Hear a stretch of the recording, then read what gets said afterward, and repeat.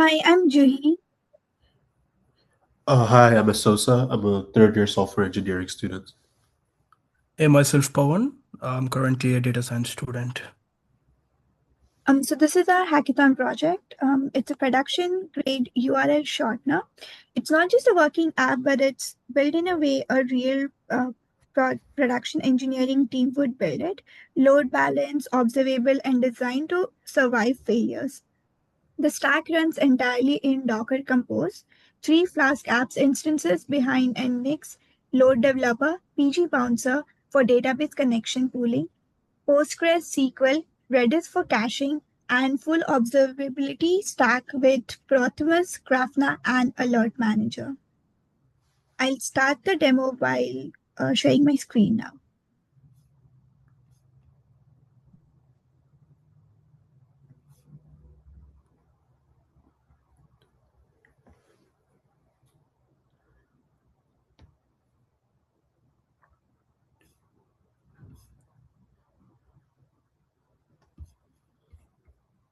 Is my screen available? Yes. Yes. So the Docker is up and running here. We'll start with a health check.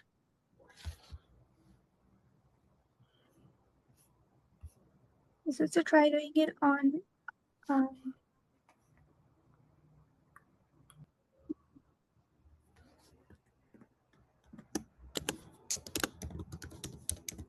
yeah, out of the wrong URL.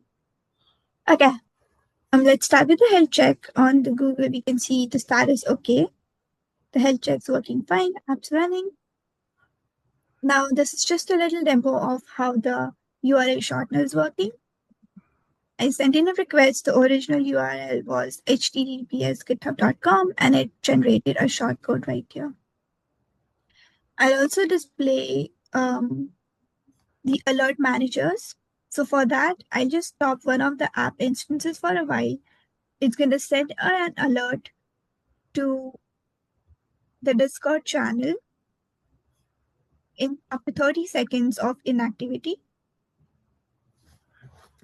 In the meanwhile, I'll display the Grafana, the dashboard. These are the dashboard which shows the traffics, error, latency, saturation, and all the data that were needed. We also have an alert manager set up. Once the alert is sent, we can also see the alert right here as well.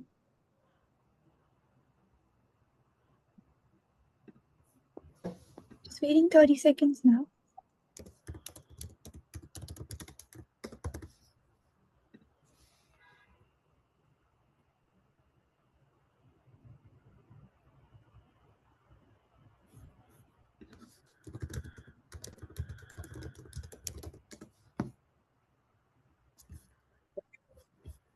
Yep.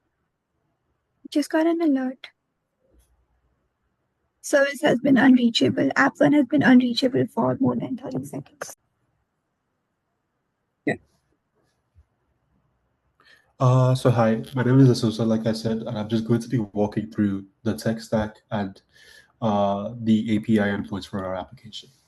So like Juhi mentioned, we built a URL shortener, and the stack we used was Flask and PV or with PostgreSQL for the backend.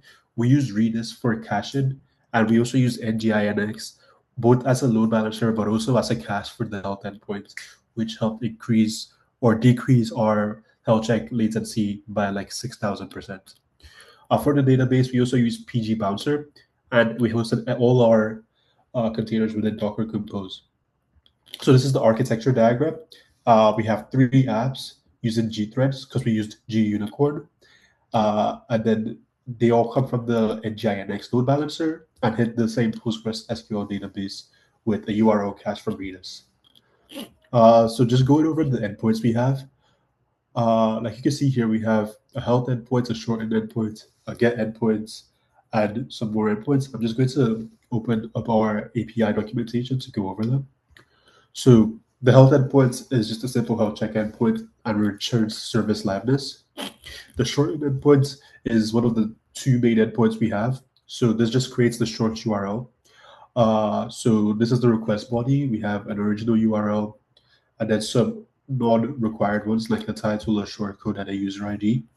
And then these are the possible HTTP responses. And then this is an example response. Or sorry, this is the example payload. And then a get endpoint to get the original URL back from a shortcode. And this, you just pass in the shortcode you got, and you will redirect to the original URL by querying the Postgres database for it. And then get URLs, just gets all the URLs, gets URLs by ID. This also is quite self-explanatory. It just gets all the URLs in a single database ID. And then we have a delete endpoints, get stats endpoints, and we have our error formats specified here.